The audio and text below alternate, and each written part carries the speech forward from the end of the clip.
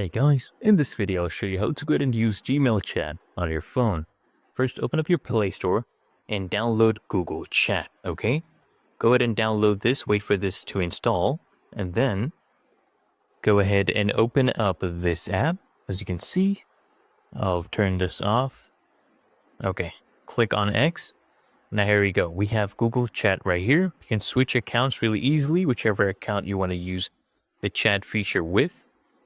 And then if you want to go ahead and start a new chat, all you need to do is click on this option, the plus chat option. So you can go ahead and chat with different people. You can also chat with apps, as you can see. You can also browse spaces, right? Different spaces. You can do a search term, maybe whatever you're interested in. Maybe, for example, football. You can go ahead and do that. Maybe there's no search results for that. You can browse other different spaces.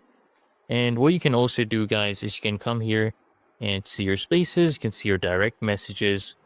But otherwise, it's really easy and simple. You just need to download the Google Chats app.